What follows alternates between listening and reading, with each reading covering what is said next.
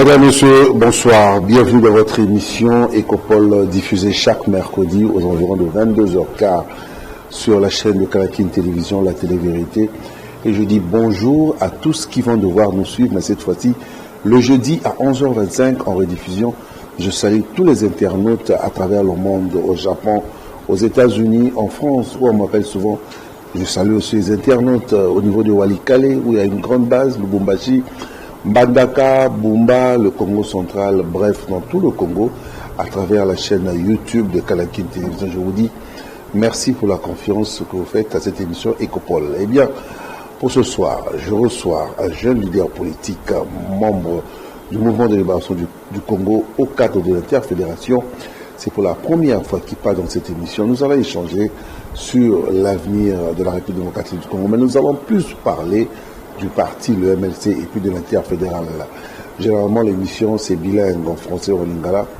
Donc, à vous de choisir. Nous allons parler du mouvement de libération du Congo. Je reçois ce soir M. Lianiampia Toussaint. Il est secrétaire exécutif interfédéral en charge de la planification des activités politiques Nakatia interfédéral et à ville-province à Kinshasa, où ils allaient diriger par le sénateur Valentin Guérengo Naye, Torobé Tamasolo, comment le MLC évolue dans la ville-province de Kinshasa. Ndeko Toussaint Lianiampia Mbote Bonio. Mbote Ndeko Mario. En tout cas, Essengo Mingi. Essengo Makasi, parce que d'abord, on se rendre compte que vous avez un vrai chasseur. Malgré le report, na Kinyo Mingi, na souka oyo bolandanga tika bureau pozinga. Non, yo za information mususu par rapport à makamna parti ya moto ngepé to za la nouvelle et pas na la source. Oui. Et puis to peut s'appeler Sango na ba téléspectateurs. Oui, merci beaucoup. Naza bien. Ndenge monika ndenge tozali, nzamba azo batela awosonga biso. Nakati ya parti na otiko Lobozali, secrétaire exécutif interfédéral en charge de la planification des activités politiques. Concrètement, dans MLC l'interfédéral, rôle non, qu'est-ce que au salarié au quotidien? En fait, biso toza parti en masse. Et c'est une activité de notre qui sera parti. Alors, tout ko sala ngo na mobuluté. Il faut qu'on planifie yango. Tokutana kata mosusu moni boyambi batu o bazana makanisa ko sala activité misato mine. Il faut planifier pour qu'il crée problème entre les gens. Yami balé kota la opportunité. Natan oyo likambo tongi to sala yango yo mais tango wana te sengi likambo le salema. Likambo question de l'air izande oyo. Voilà pourquoi autour ya wana nyo sonde biso to réfléchissaka pour na proposer na partie activité esengeli na ba moment. Ça veut dire opportunité ezali to sali na tawana. Ce opportunité zate to reporter. Donc c'est une réflexion au niveau de l'interfédération de la ville-province de Kinshasa. Comment se porte le MLC dans son ensemble, le mouvement de libération du Congo?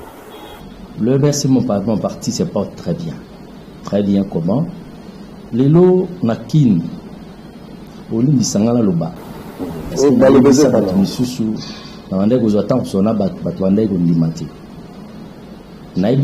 il n'y a aucun parti. Ils ont bien structuré le MLC. Certains partis, ils ont l'andandé biso. Parce que bazu ba cadre ba oti pa na biso, ba memi makanisiwana et pas na bango. Ba komi ko sale lango. Le MLC ils ont bien structuré, MLC za na ba veni nyoso ya Kinshasa. Ça c'est le travail le président interfédéral, le sénateur Guérengo. MLC a tellement implanté partout na bari nyoso, toujours fonctionner local là-bas fourni. Attendez, au moment opportun, vous allez vous rendre compte que nos autozo lobawa, ils ont massacoté, ils ont solo. Le MLC se porte très bien. Et au niveau des fédérations, comment les choses évoluent? Oui, tous on a 10 fédérations. Bozomona c'est presque la ville province de Kinshasa, tous on a 10 fédérations. Au Bozomona presque chaque semaine d'activité ils arrivent. Le président interfédéral a un mouvement l'infatigable. Un mouvement chaque semaine. Tous en activité. Peut-être que basé la rabat, mon abisso na ba chaîne belé non. Tokoki koleka na ba chaîne nsusu, mais tous en ba chaîne na biso oyo mutu nyonso alinga mona ba activité à MLC à kolanda yango na Canal King, CCTV, ainsi que la chaîne Moussoussou va proposer pour couvrir l'événement. Aux alliés d'Issoussou, initiateur, il y a Fondation des Amis de Toussaint Diamia. Le souci, nous, c'était quoi en fait? Pourquoi tu as eu cette idée, il y a les Amis de Toussaint, Nini Nebalobaka, cible dans les alliés, Nini, pourquoi idée? Mon frère, vous savez, les a passé.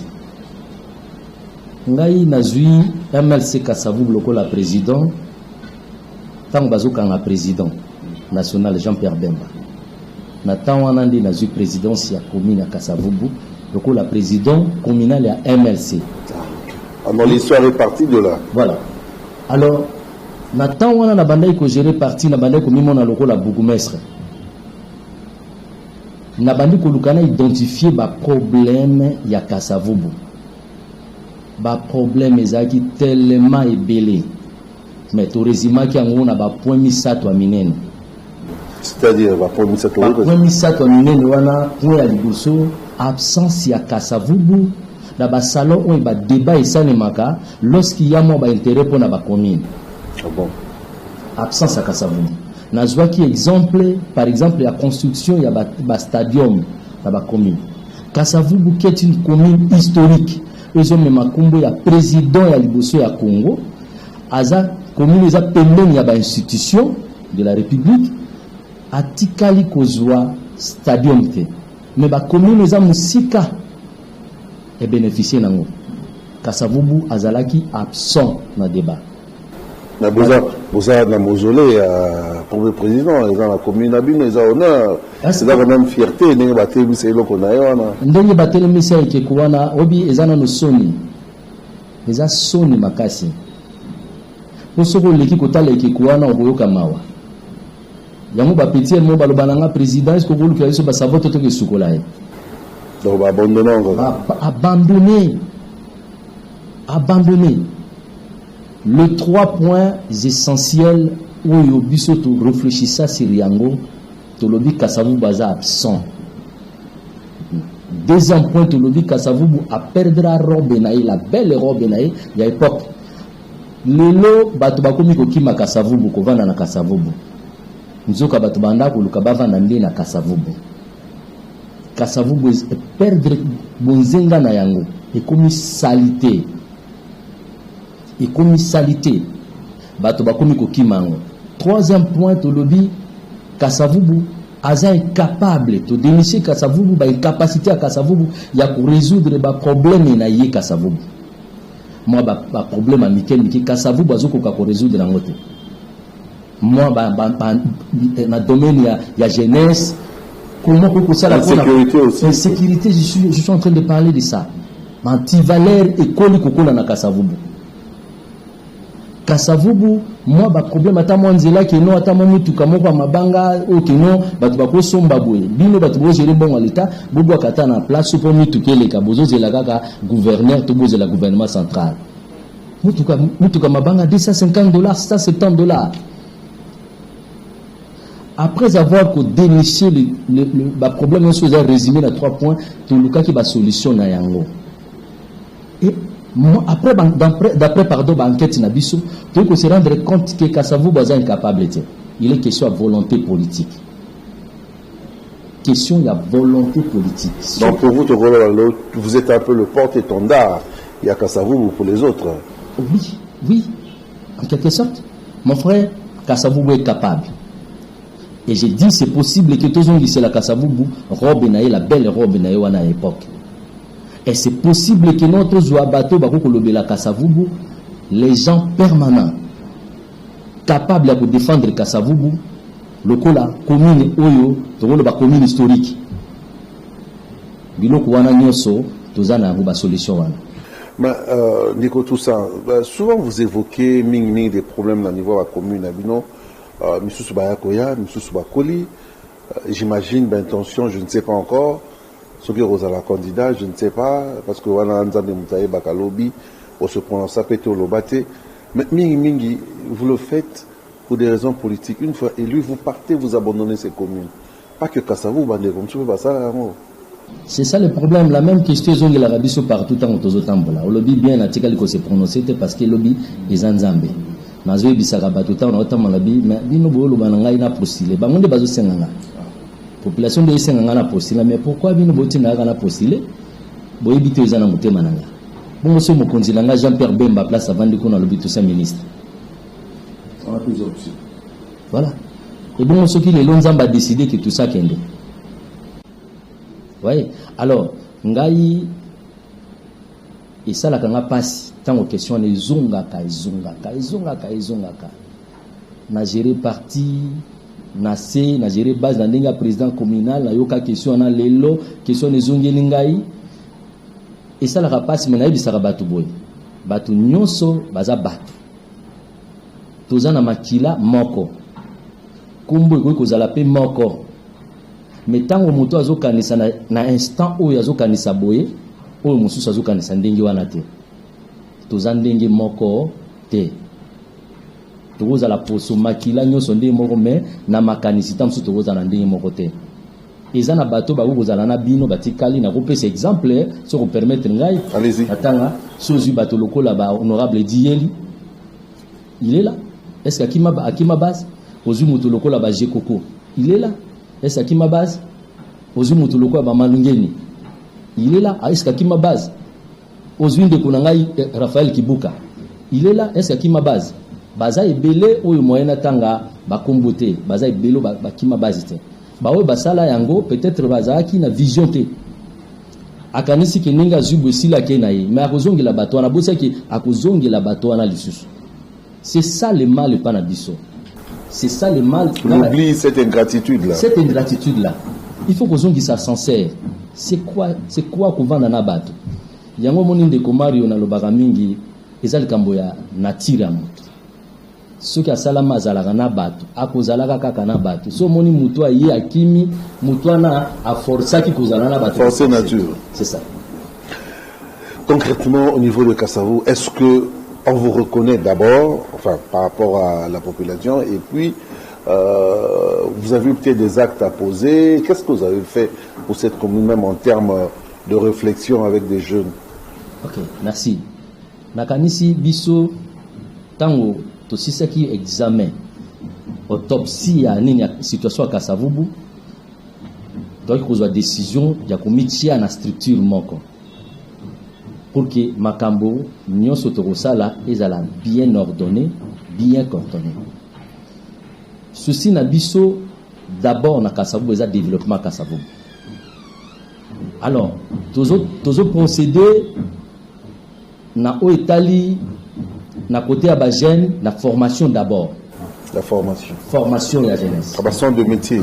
Voilà. Ndenge toza na kanisi na mois d'octobre awa tokubanda to créer centre moko de formation où ils ont encadré na ba jeune fille na tozo charge ba jeune fille, ba jeune garçon, ba fille mère, tozo bango formation na couture, na esthétique, na hôtesse, na hôtellerie, tokusala ba auto-école na auto-école les ali. Donc moi ba domaine belé où biso to engagé déjà ba encadreur oyo kala mingi te boya to sala inauguration na yango plus tard mois d'octobre ba banda déjà formation. Pourquoi te former bango? Parce que vous voyez, il y a un problème na bato ba okamba biso. Lorsque vous n'occupez pas les jeunes, les décideurs. Ah oui, les décideurs. Lorsque vous occupez les jeunes, les jeunes vont s'occuper bango moko. C'est pourquoi biso to le but de former bango. Lorsque vous avez connaissance à domaine moko, lorsque l'État ko occuper était à koluka s'occuper moko na domaine où il y a formé na yango. Pour que lobby muto azala ki inutile, jeune azala ki inutile, akoma utile na société. C'est ce que nous sommes en train de faire. Na côté ya ba mama to lobaki to kopesa mo ba crédit. Mo ba crédit esunga ba mama bazala active. Pour que ba koka ko sala face atana mo ba ti. Toza l'état te na mo au quotidien en fait. Voilà au quotidien. Basunga banda kuna bango. Ndinge wana nde to bandaki et to sali nyonso. Tozwa nano ba soins de santé na bango en charge. To sali partenariat na centre moko to kende to moni ba matériel ya bien et puis biso to meki ko apporter biso to ko zala nango pour que ba banda ko zola biso bango en charge. Donc bisika wana nde bisiko biso tokende ko sala pour que ba ndeko na biso ba mama ba papa ba jeune ba zora ba soin lorsque azana tana ya formation katana te parce qu'azaki malade moi nzo te tungisa ke kuna azui ba soin mama azote kanjo te tungisa ke azui ba soin na de santé c'est comme ça. Et puis toza ko sala nyonso na côté assainissement na kanisi wana kutu tokoi kolobate bande konde akasavubu ba kolobela biso. C'est presque chaque samedi tozala kana na ba salungu tozo kombola ba initiative ezo uta na ba quartier parce que ndeko mari on a bombelo te toza sollicité de partout au niveau de la commune de Kasavubu, au niveau de la commune de Kasavubu, même en dehors de Kasavubu, mais tout le bas qui nous devons commencer à Jérusalem qui est notre commune vraiment base. Voilà. Alors tous a sollicité partout ba initiative les autres pour na papa biso to mingi tout ça la salon au côté na biso koto. Moi je sors le moyen tout ça liango monsieur peko ta na bureau ale to lebito ke na tel secteur kaka ndingi wana tozo bunda na pona na ndenge na biso moko na pochi na biso ezaneti ba oyo ba osala te sikoyo parce que wana bazumbongo na hôtel de ville mais biso sala ngo la ba maigre moyen na biso moko donc tout ça la nyoso ke no Kasavubu na biso ne fisque na niveau na biso. Le maximum pour Abisso. Vous revenez un peu au niveau à MLC. Nous avons remarqué qu'apparemment, comme dans le vent en poupe, Bozo Bundanengo Lobin et Bandeli, la fédération, les 10 fédérations, Bozo Tambola, Wadeza, Koban, la prison nationale, Poisa sur place, Ndebola Mouki, comme dans le vent en poupe, qu'est-ce qui se passe? Non, de Mario. Place on est ce qui s'inga Mouké. Biso, oui, tu vois en quelque sorte. Vous savez, lorsque papa a été nanda, et ça l'a honnêtement moral et cause à la mort. Et ce qui papa y est, au senti que nous avons 100% il y a moral. Mais, absence il y a président, pour la biso ba misusu, biso ba MLC, et la moussa kande conscience na biso.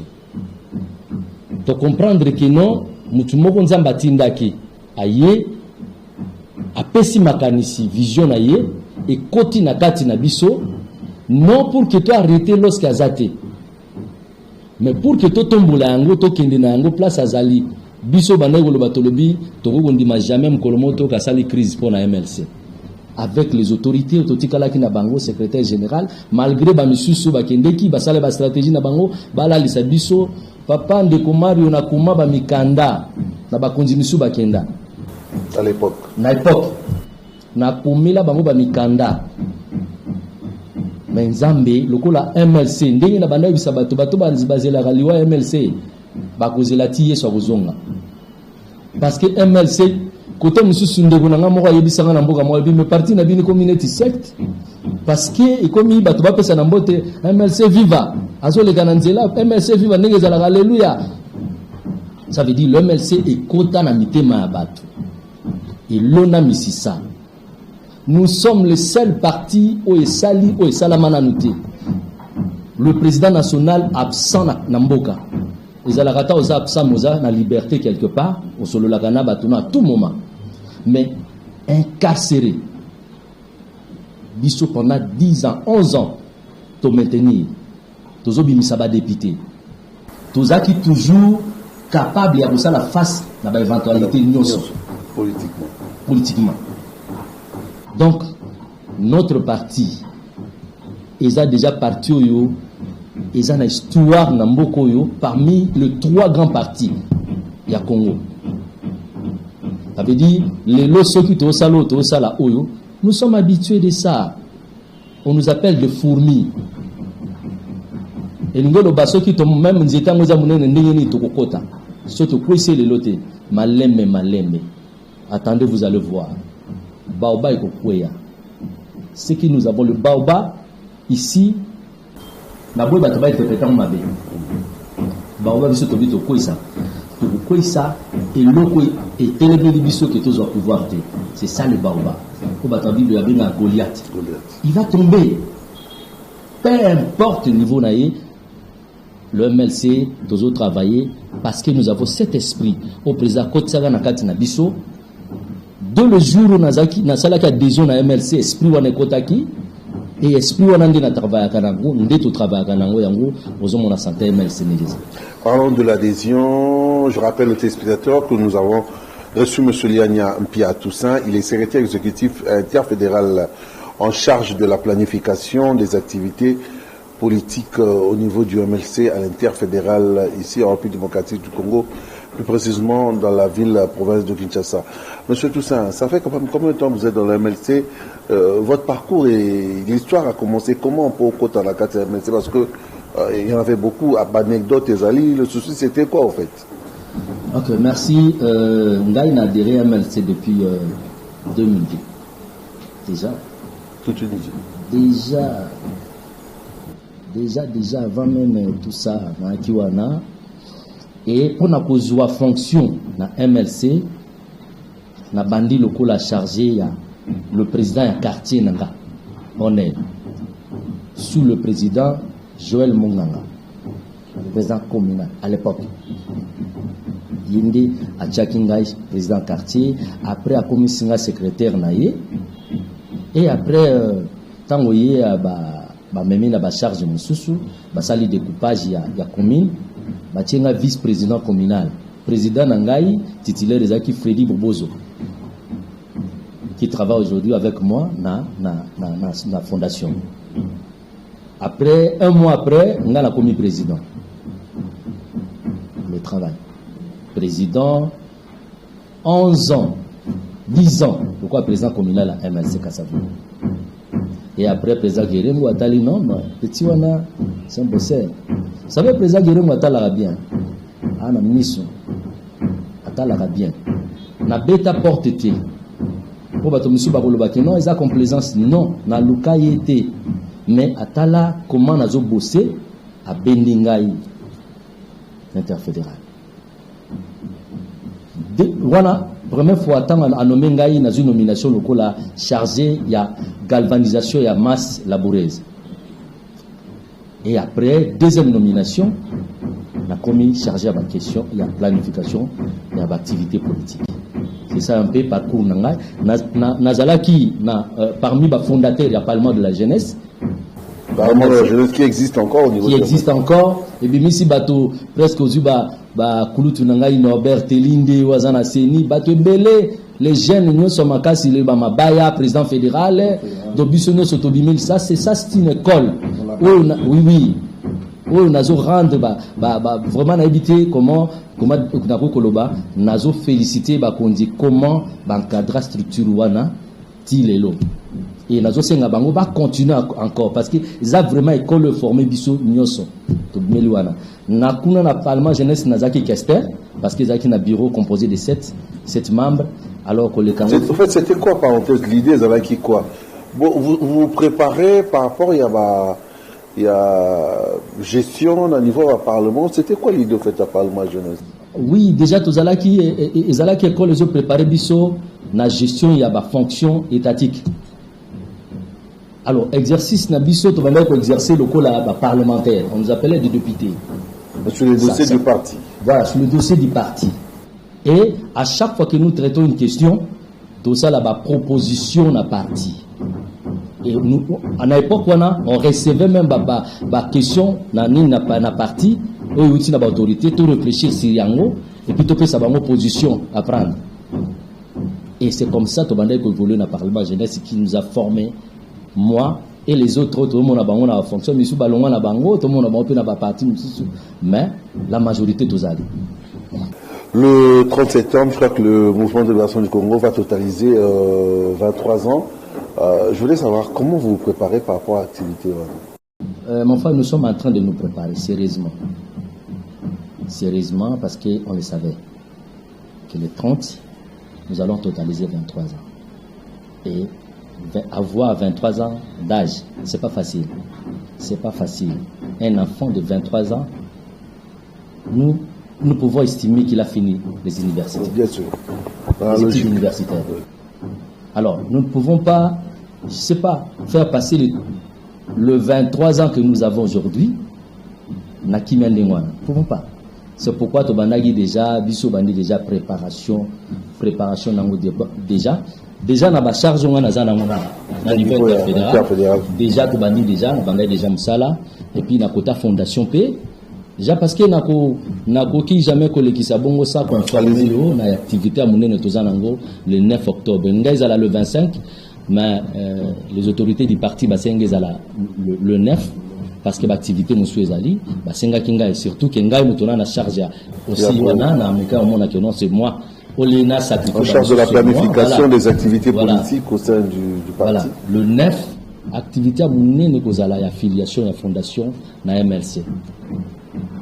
Activité à monene inauguration il y a siège et affiliation il y a fondation à parti. Fondation na kati nango toza déjà na ba 5732 vérifiable aussi identifiable. Mon frère nakobenga yo ndeko Mario ya kofanda na fondation banda tongo tipo quoi nakanisi mukolo moko yaki kuna yo za témoin donc adhésion c'est ça, nous sommes sollicités au biso toza nango lokola makanisi bato ba sepe nango poto memeli bango moto na centre ya nyonso moto au centre moto za na valeur koleka mbongo aleki nyonso. Or c'est ça la philosophie du MLC, l'humanisme. Et ça qui batouana nyonso bandimi ko signer adhésion na bango na parti. Ils ont accepté de signer leur adhésion au sein du parti. Voilà pourquoi nous sommes ici, nous sommes dans l'étape il y a batba rempli ba fiche. Laissez-moi mingi nazana lingala po batu mingi ba bazani. Ils sont en train de remplir leur fiche pour que ba carte ça mais ça la déjà. Et le 9 et que la remise à ba carte wana. Donc vous avez deux cérémonies na place wana que la cérémonie affiliation et puis remise à ma carte, na ba nouveaux adhérents à MLC. En tant que leader d'opinion, aux Aramis, il y a des jeunes. Nous avons remarqué que vous êtes beaucoup avec les jeunes. Les lots, il y a un fléau, ils ont dérangé la jeune. Pour les alliés, drogue, il y a bombé. La réalité, ceux qui, jeunes, ils Kyoto, Yoka Kili Solo. Est-ce que vous avez un message à lancer par rapport au Makambo? Ils ont passé. Ils ont passé parce que la jeunesse, ils ont âge à horizon. Il y a un avenir à lobby. Les jeunes ne peuvent pas gérer le lobby. Alors, avec Aliro Tozo Kendenango, ceux qui ont levé l'option de Bisso, leader d'opinion, et que vous n'allez pas signer pour Namboka. Voilà pourquoi Bisso na niveau na Bisso, na vision na Bisso, Tobandaki déjà non à côté à Kuluna. On a eu à parler avec des jeunes, Baikiro Yokanakate, Bayokanaki, et puis Totuni Bango, Balaksa Bisso Basala quelque chose, Ekolakisake, Bayokani a solo, Bakondi soutien. Bayisi Bisso, Alobi Namabi président, Tobeta match, tout ça l'équipe Nabisso, tout ça l'équipe Nabisso Moko, bon Tobeta Naba maître volontaire Yakasavou. Ok, c'est bon, tu organises match Wana, Tobeta qui est un certain dimanche à Awa. Et tout ça là qui déjà en la préparation, il y a pour lancer campagne de sensibilisation contre le Kouana et Bombé. Et ça pour détruire, pas seulement le Moko Moutou. L'avenir na yo mobimba et beba. Yo Moutou, les gars qui peut-être demain au servir nation, mais le Kouana et détruire, même destiné na yo. Voilà pourquoi Bisso tous organisé yango. Déjà nous tous abonakanisi bandeko bazan peut-être na ville déjà pour na koluka ba batisi ya kosala ba banderole pour na yango tous na ba tournoi football tous na banina to préparer ba marathon moi ba jeu de tous linga to organiser pour na ko yebisa batu ke non eloko wana za mabe stop na yango ba jeune bossa le lango te parce que ils a ko bebisa pas seulement santé na yo et ko tika perte na famille et ko détruire avenir na yo voilà ils a eloko ke non to ko sala masano na yango. Une question d'actualité aussi, parce qu'on ne peut pas coller qu'à nous a quand même un cadre au niveau interfédéral, mais cette fois-ci, c'est un niveau à parler du peuple avec Makamia Bachoni, je crois que ça concerne tout le monde. Pratiquement, il y a un blocage. Il y en a quand même une idée par rapport à Makambo. Ndeko Mario, merci. Ngai eloko mona sepelaka na bakongolais c'est que même si eloko moko ezosimbaté le terme blocage ndi nazoboya. Ce que l'on moko ezo simbaté, bato solo là, on ne peut pas parler na blocage. Mais le qu'on a sepelé la ba congolais c'est que même les kamomo que tungisi biso tuti suka solution monanaka. nde loko na koyebisa me bato bazolanda oyo ezoleka masolo eza kosalema bato baza kosolola masolo wana ekosila mpe tokoaterir na douceur baélection kosalema na kimia moto nyonso akozala content. Nous sommes dans votre émission Ecopole qui reçoit ce soir M. Liani Ampia Toussaint. Il est secrétaire exécutif interfédéral en charge de la planification des activités politiques dans le mouvement de libération du Congo, le MLC. Avec lui, nous sommes en train de parler de l'avenir des jeunes. Nous avons parlé de sa circonscription, la commune de Kasavubu. Nous avons parlé de sa vision par rapport à l'avenir du parti. Je dis grand merci à toi, à Freddy Takidi. Je dis grand merci à tous les internautes qui ont l'habitude de me suivre sur notre chaîne YouTube. L'émission Ecopole est là pour vous. Les numéros, les suggestions, écrivez en ce qui concerne l'évolution de cette émission. Deko tout ça, Lelo Sokola Mokina Tongo, c'est vrai que ma caméra est moins compliqué. Quand tu regardes l'avenir de la République démocratique du Congo, tu regardes le parti, tu te dis que le plus dur a été fait. Où est Kosalama? Espoir, c'est-à-dire regarde mes années par rapport au futur. Non, le futur déjà bien. Vous savez, il faut, comme on a un niveau à la lecture, à la signe à temps. Il faut la connaissance à la signe à temps. Le plus dur pour la RDC est le cas. Déjà, avenir Isaac Kitoko. J'ai toujours aimé le discours du président Jean-Pierre Bemba. Alors, toujours perdre espoir. Et nous avons la pratique la Bible. Le Bible, il y a de l'espérance. Il y a de l'espérance pour ceux qui vivent. Je suis membre de l'Assemblée nationale, membre de la FILA. C'était de pas pasteur Anton Simbloma. Il y a de l'espérance pour ceux qui vivent. Donc, Congo Oyo rayonne encore davantage. Congo Oyo a besoin de place où Sengeli Azala na mokili. Bato bazo perdre d'espoir, ba pessimiste nazo bisabango.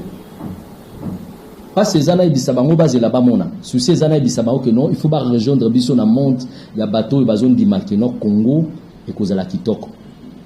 Le travail que nous sommes en train de faire na MLC. Demain, ça va donner des fruits. Avec notre leader, mon frère, nous sommes bénis. Jean-Pierre Bemba. Nous sommes bénis. Le leader, mon est capable. Lorsqu'il vous donne, c'est après quelques temps, détail. Et lorsqu'il vous envoie, à baliser déjà, ça veut dire, il vous donne la mission. Mais la mission, que nous avons déjà, à rendre clair. Qui est moyen que de gauche droite et athée. Et ce que nous sommes en train de faire, sa vision pour le Congo, je vous dis, le Congo ici demain, avec Jean-Pierre Bemba Namutunango,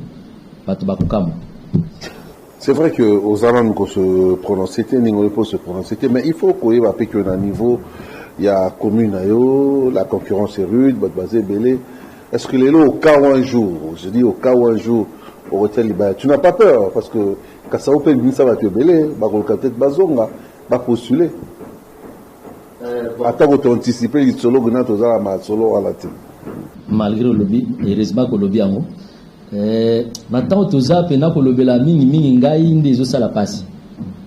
Et ça n'a pas passé parce que dans mon ami mayo ezo tangala motema nanga ya komi nanga Kasavubu. Na lobby la mingi nzambe ayebi lobby. Ce qui lobby nzambe a décidé à tous ces candidats. Mais nobanga nini? Nobanga lokote. Bakulutu bazali, batonyo so bako postulon bazaba na Kasavubu. Nzoka biso na fondation Tolobi, nous sommes en train de bâtir une famille qui s'appelle Kasavubu. Na omona bango ba membre famille na course muto ko bima bimi. Mais souci na ngai kozala ke muto ko bima azala na makanisi ya Kasavubu. Ya kusala makambo na Kasavubu. Atika Kasavubu ningi za lelote, c'est ça mon souci. Donc pour na koyi biso na mokuse ke non ko bangezate. Les relations avec le président fédéral tout sur MLC rapidement parce que nous sommes arrivés pratiquement à la fin. Et ça très bien. Na partie naza mo mutumo azakato discret. Na vivara na bateau ndeko yoza journaliste mais na bato misusu bosola na bango pona tout ça na parti ba biso tout ça lingaka bato tout asekaka mingi aliaka na bato amelaka na bato nazaka na ba conflit. Le président fédéral nangai président Edi Yeli, ça c'est mon président, tout ça très bien, avec les autres aussi tout ça très bien. Voilà, nous allons quand même suivre cet extrait il y a 2-3 minutes. Il y a des centres normaux qu'au Salaki Naniwa Kasavubu où tu es allé sensibiliser sur la Covid. Hein. On n'a pas vraiment évoqué, mais je crois qu'avec les images que va nous balancer Tony Bindassi, on peut suivre. Véritable natif de la commune de Kasavubu, Toussaint Liania a toujours défendu les vraies valeurs. Membre du mouvement de libération du Congo au cadre de l'interfédération, il a décidé avec d'autres jeunes de la commune de Kasavubu, sous son leadership, d'assainir le rond-point force. Balai en main, pelle, tous ont décidé d'assainir ce rond-point historique dédié à la force publique qui a combattu pendant la guerre de 40-45. Donc, non seulement qu'il faut faire le salongo, mais aussi soigner l'image de la commune de Kasavubu. Toussaint Liania, on n'est pas à sa première réalisation dans la commune de Kasavubu. Il explique. Nous commençons par Kasavubu parce que c'est notre passion, c'est notre fief. Comme pratiquant de la Bible dit, ça doit commencer par Jérusalem. Je vais commencer par ici. Parce que c'est une mission que nous sommes assignés avec mes amis, de nous battre avec nos maigres moyens. C'est ça, mettre à rendre propre notre environnement. Parce que l'insalubrité étant la source de plusieurs maux. Et nous sommes assignés la mission de chercher comment chacun de nous, comment rendre propre son environnement. Apparemment, moi j'ai dit la politique appliquée n'est pas bonne. Les projets devaient rester d'abord projets et réunir tous les éléments possibles. Pourquoi pas contacter d'autres pays, chercher l'expertise d'autres pays. Et c'est pourquoi j'ai dit que c'était prématuré. Je demande à tout le monde d'y adhérer. Car c'est pour notre bien, notre santé en dépend. Aujourd'hui, le monde fait face à une pandémie. L'hygiène et le bien-être doivent être de mise.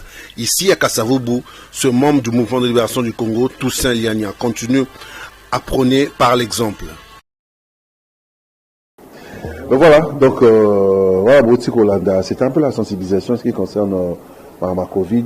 Effectivement, aux Arabes qui peuvent sensibiliser, peuvent jouer dans le monde.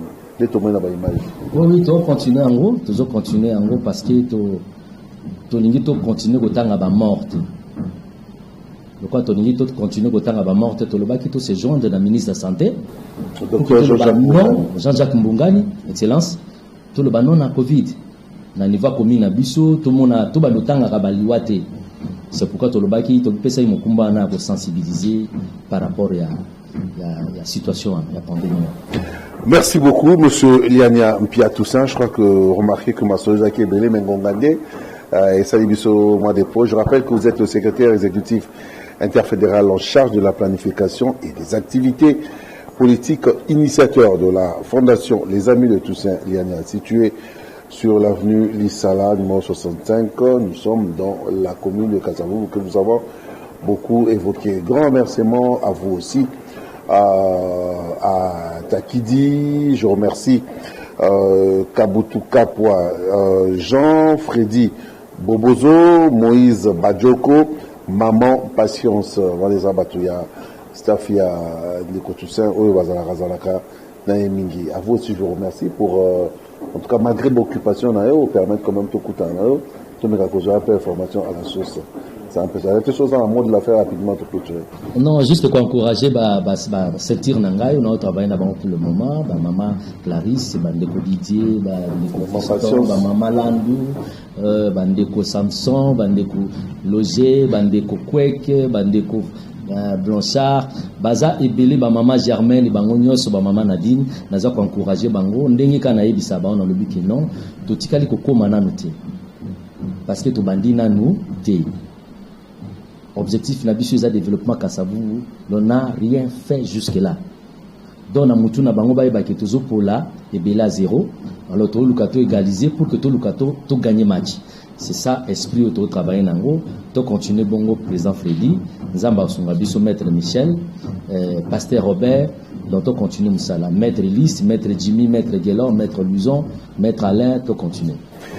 Voilà, nous sommes arrivés à la fin. La rediffusion de cette émission, c'est le jeudi à 11h25 sur la chaîne de Kanakini Télévision. Et puis l'info continue sur la chaîne YouTube de Kanakini Télévision, Kanakini YouTube, pour tout ce qui sont en Europe, aux États-Unis, en Belgique. Je salue en France Albert Mugolobundu, Michel Mongambo au niveau de la Belgique, Nelly Matingou aux États-Unis, Didier Mbouy au Canada. Là, ce sont vraiment les gens, des fervents téléspectateurs de l'émission Ecopol. Je salue aussi les internautes au niveau de Walikale, au niveau de la Chine. On m'appelle aussi souvent par la petite communauté congolaise, au niveau de Dubaï. Nous vous disons merci pour la confiance. Nous avons reçu ce soir M. Liania Mpiatoussin. Vous avez suivi tout ce qui a été dit, très concentré sur sa base de Kasaou, très concentré sur sa vision, toujours dans le mouvement de libération du Congo. Allez, moi je vous dis bye bye, prenez bien soin de vous.